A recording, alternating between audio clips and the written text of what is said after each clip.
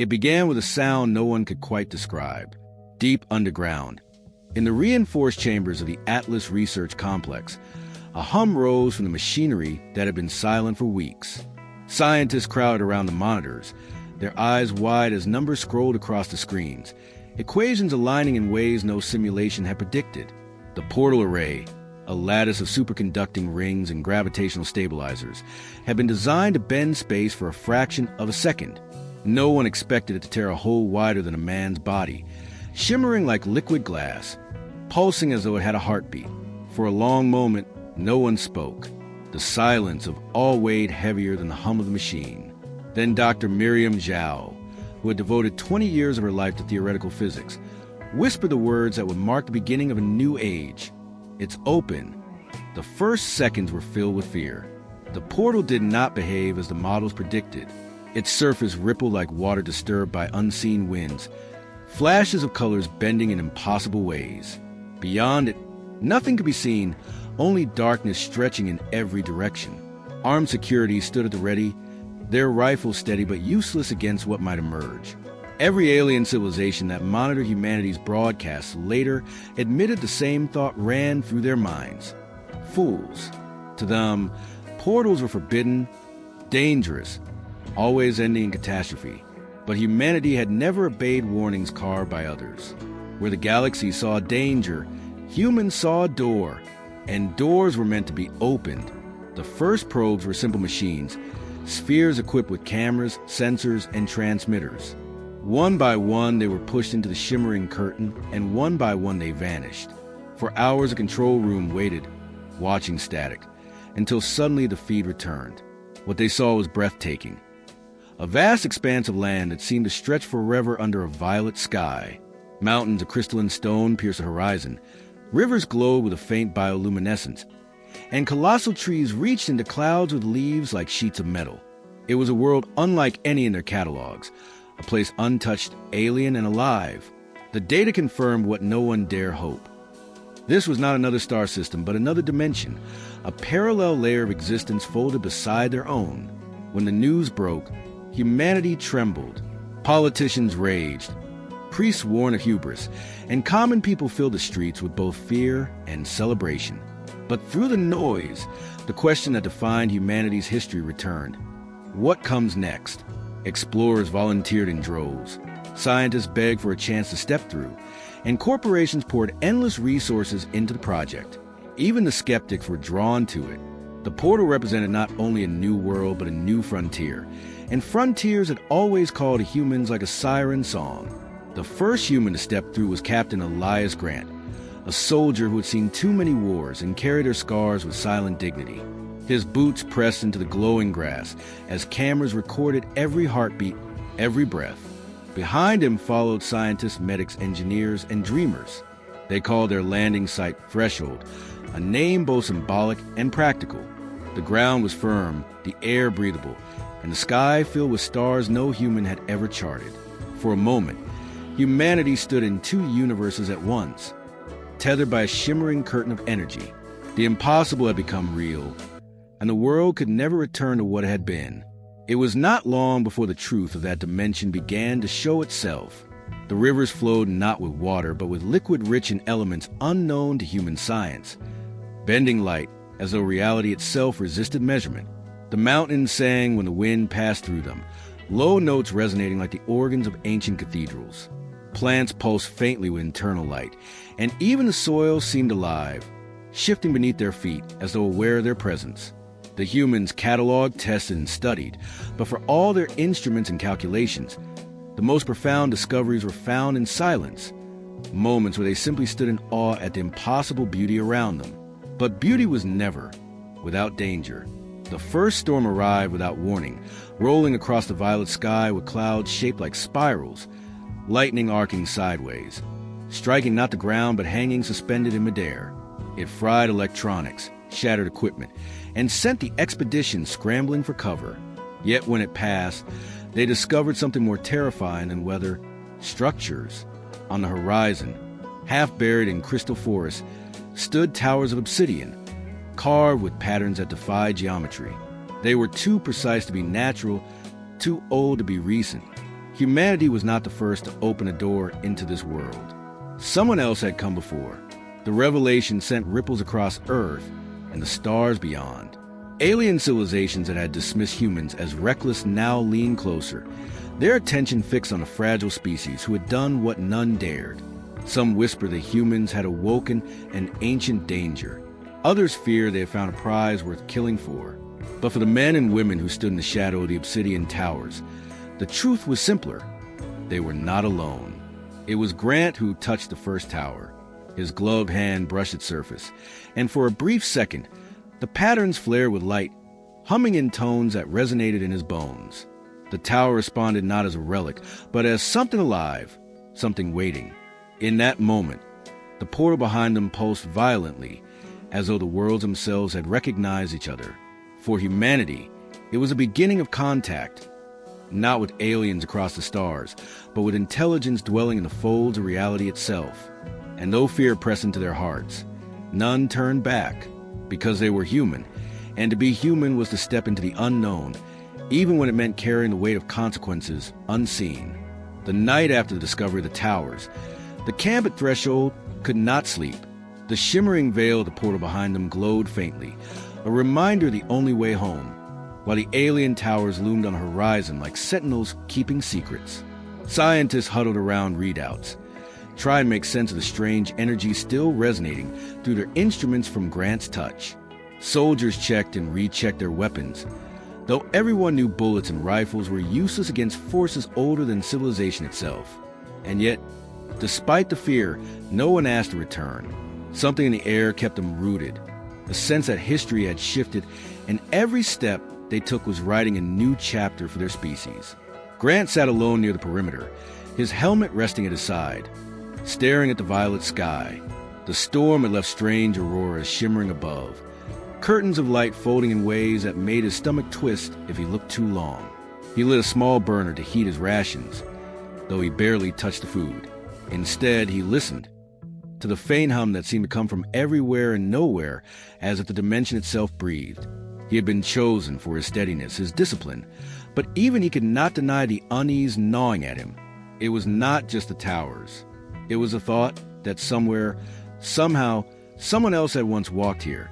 At dawn, the expedition moved toward the nearest tower.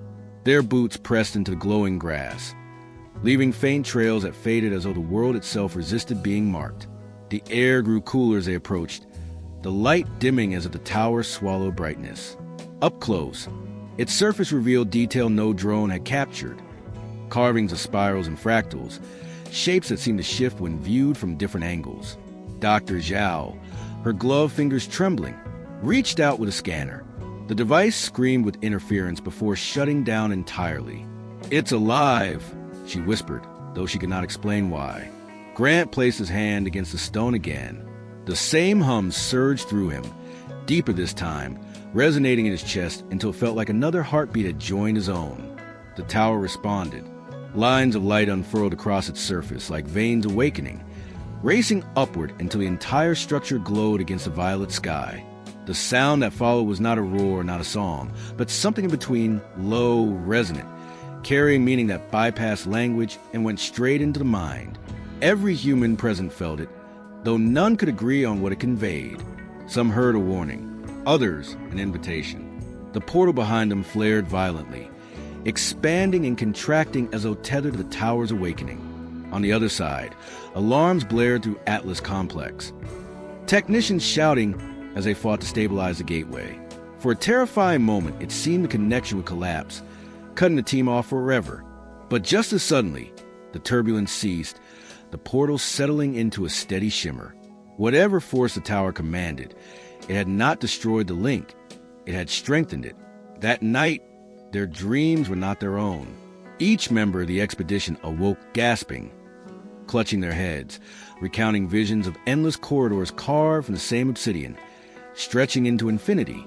Some saw figures of light moving within, faceless but watching.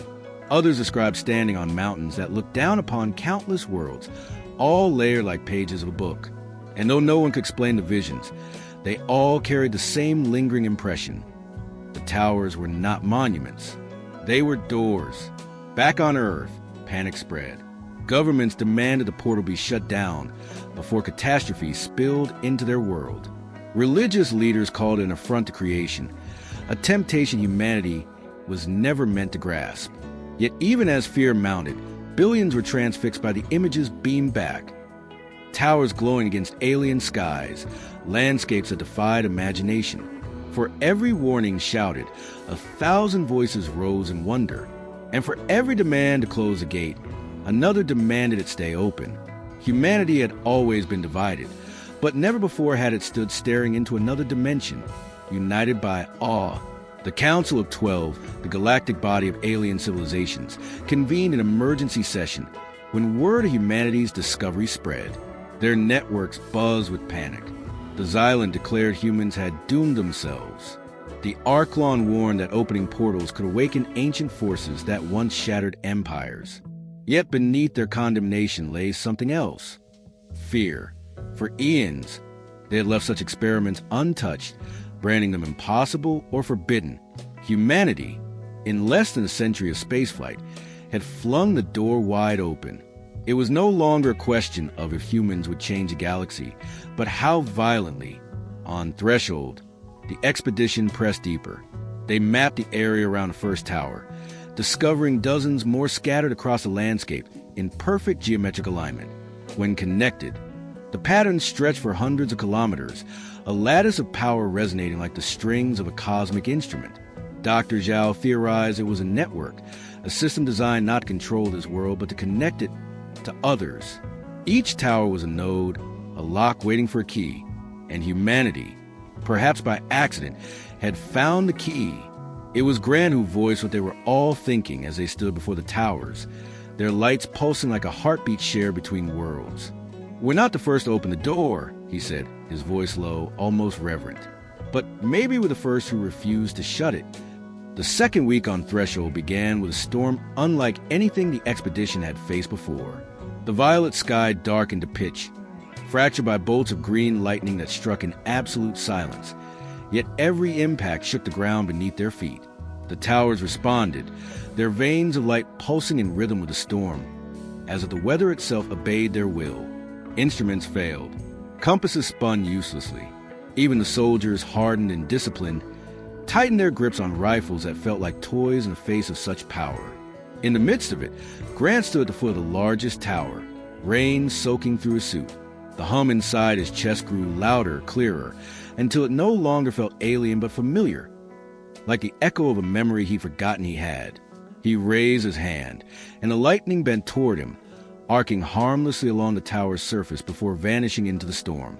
The others watched in silence, a mix of fear and awe painted across their faces. Dr. Zhao whispered what no one wanted to say aloud. It knows him. When the storm passed, the ground revealed a new truth. The rain had carved channels to the glowing soil, and from above, drones revealed the pattern. Vast concentric circles, spiraling outward from the towers. They were not random. They were maps, diagrams drawn across the land itself. "It's not a place," Zhao said, tracing the spirals on her tablet. "It's an instruction manual. The towers are showing us how to open the rest." Back on Earth, the news ignited firestorms of debate. Nations accused one another of hiding discoveries. Corporations demanded access, promising wealth beyond imagination.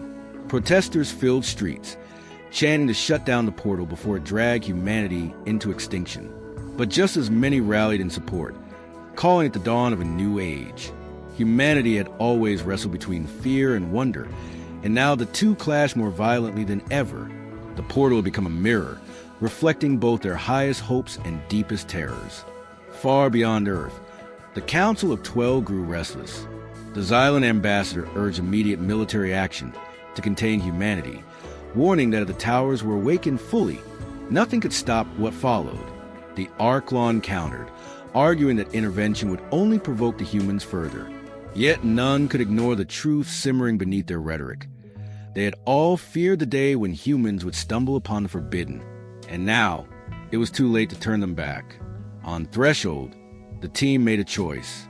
They gathered before the central tower, their gear stripped down to essentials, their faces lit by the pulsing veins of light.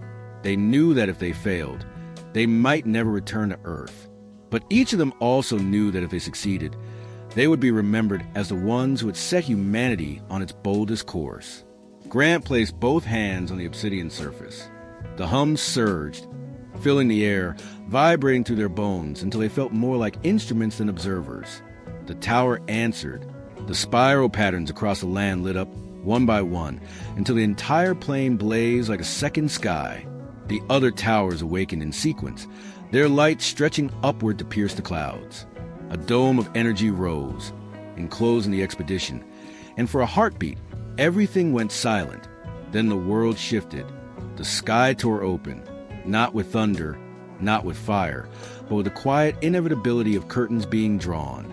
Beyond the rip in reality lay corridors of light, endless and interwoven, stretching into dimensions the human mind struggled to comprehend.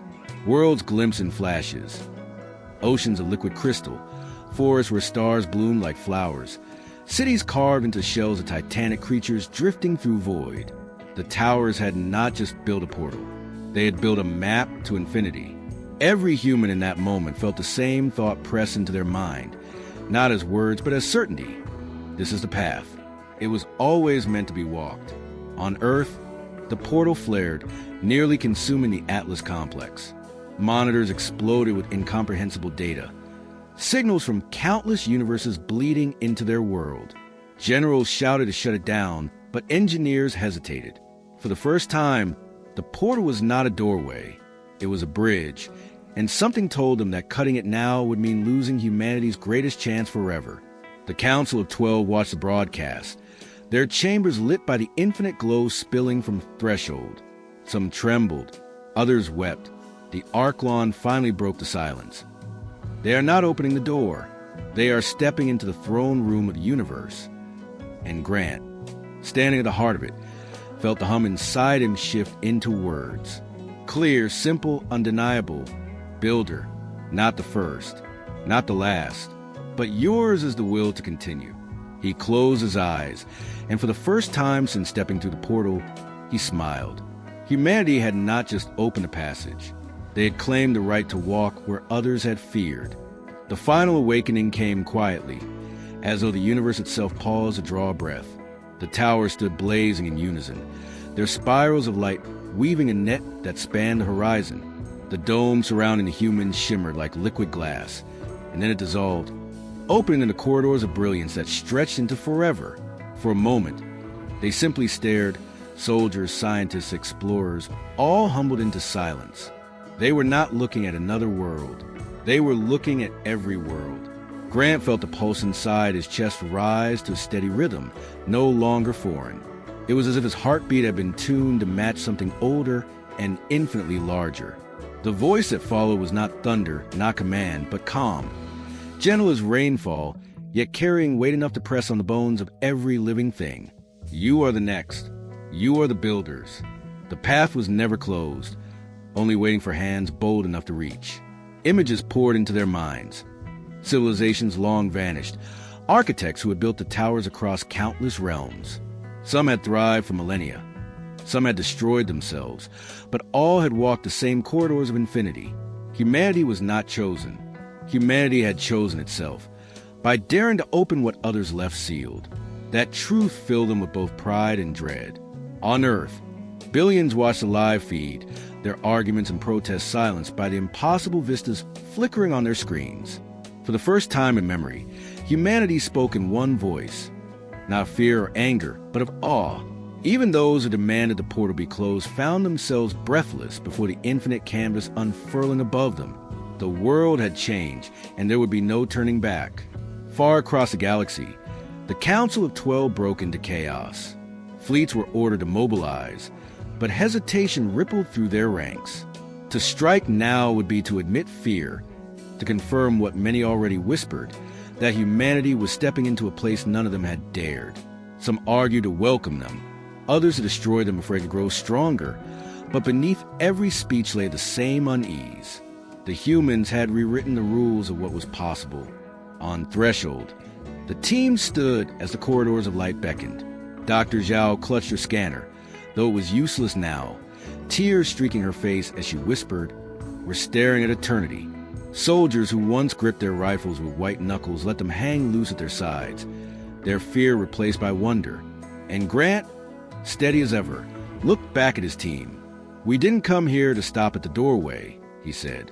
"We came to walk through." They stepped forward together. With each pace, the corridors shifted, solidifying beneath their feet, opening pathways to realms that pulsed with promise. Behind them, the portal to Earth held steady, a reminder of home but no longer a tether. Ahead lay infinity, raw and uncharted, waiting for human hands to build the impossible once more. The hum faded into silence, replaced by something even greater, the soundless promise of creation itself. Humanity had not found gods in the towers, nor monsters, nor masters. They had found an inheritance, a universe of doors left unopened, a responsibility as vast as forever. When the first human foot crossed into the new corridor, the veil rippled and the towers resonated with one final message, etched into the marrow of all who stood there. What you build will outlast you. What you dare will define you. Step forward, builders, and claim your place among the infinite. And so they did. Humanity, restless and unyielding, vanished into the corridors of light. Not as invaders, not as thieves, but as architects of futures yet unimagined. The galaxy watched in fear, in wonder, in silence. But the humans no longer cared who doubted them. They had opened the door, and they would never close it.